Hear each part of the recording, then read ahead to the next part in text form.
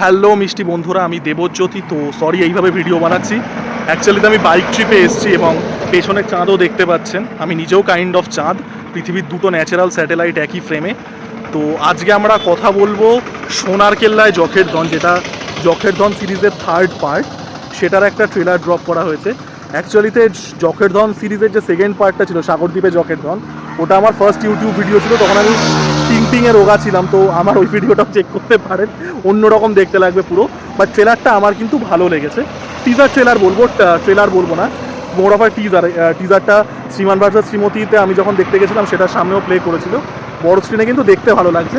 এবার দেখুন, এটার মধ্যে ইনহেরেন্ট একটা ক্যাশ গ্র্যাবের ব্যাপার অবশ্যই আছে, এই বিষয়ে কোনো সন্দেহ নেই। এই যে সোনার কেল্লার যে নস্টালজিয়াটা কাইন্ড অফ সেটাকেই ক্যাশ ইন করা হচ্ছে এবং ওটারই একটা স্পিরিচুয়াল সিকুয়াল। এবং মুকুলবাবু ক্যারেক্টারটা যেটা ছোটোবেলায় ছিল সোনার কেল্লা, বাচ্চা মুকুলের ক্যারেক্টার, সেটারই কন্টিনিউয়েশন।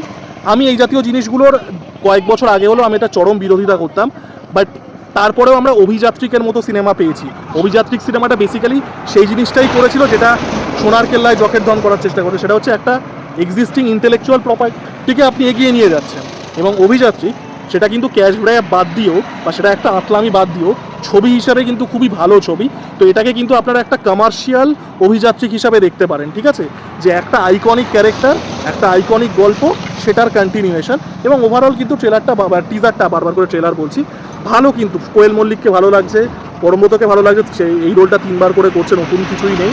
ওভারঅল কিন্তু ভালো লাগছে। এবং সবথেকে ভালো লাগছে যে জয়পুরের যে সেটিংটা আছে জয়সালমেরের, ওটা কিন্তু খুব সুন্দর লাগছে। জিনিসটার মধ্যে স্কেল আছে, অ্যাকশন থাকতে চলেছে। তো ওভারঅল দেখা যাক কী হয়। প্রথম জখেরধন সিনেমাটা আমার পার্সোনালি ভালো লাগে, সাগরদ্বীপে জখেরধন আমার অতটা ভালো লাগে না।